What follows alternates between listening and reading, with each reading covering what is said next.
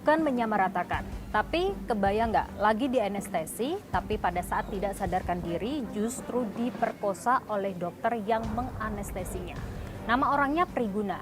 Dia adalah dokter residen di RSHS Badung yang lagi ngambil spesialis anestesi. Sekarang sih udah diberhentikan, tapi tidak dengan kasusnya. Kita diskusi, bahas ini. Mukanya rata. Ini dia orangnya. Dari yang awalnya tertutup masker, sampai polisi melepas maskernya dan kelihatan wajahnya. Selain membius dan memerkosa anak pasien, fakta terbarunya adalah tersangka juga memerkosa 2 pasien lain di RSHS. Sama-sama seluruh korbannya dibius dulu. Duh, gak kebayang. Dari pemeriksaan polisi, ada indikasi bahwa pelaku ini punya kelainan seksual. Namanya somnofilia. Jadi dia terangsang dengan orang-orang yang nggak sadarkan diri. Si pelaku ini menyadari bahwa dia memang ada semacam sensasi yang mungkin berbeda dengan kita pada umumnya lah. Dan itu dia sudah konsultasikan ke psikologi. Sehingga selama ini juga dia sedang konsultasi dengan psikologi. Betul memang pelaku setelah peristiwanya itu terungkap, dia sempat mencoba melakukan bunuh diri. Dan beberapa hari dia dirawat di setelah itu rumah sakit. Setelah dia pulang dari rumah sakit, kemudian kita... Nah, sekarang kita coba diskusikan langsung hal ini dengan ahlinya. Ya, Mas Nail, apa sih sebenarnya somnofilia itu?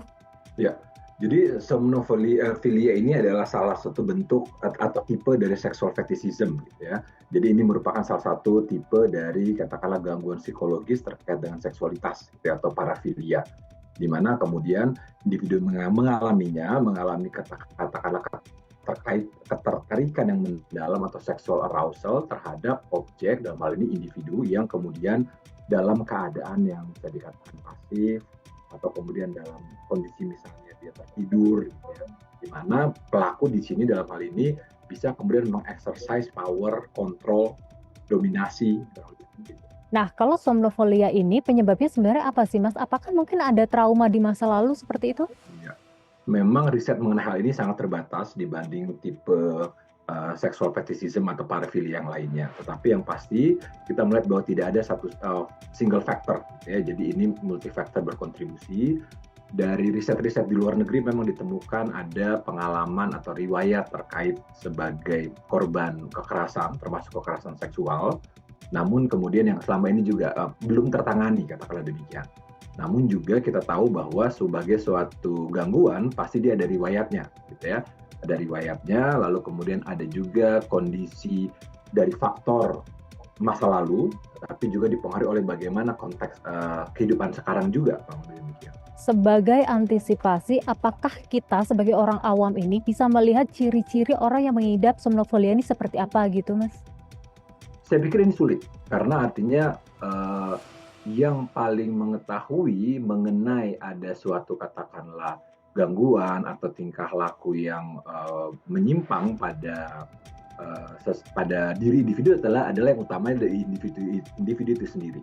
Nah, jadi yang penting di sini adalah saya pikir bagaimana kesadaran diri kita, pemahaman diri kita mengenai kondisi kita, lalu kemudian seeking help atau mencari pertolongan.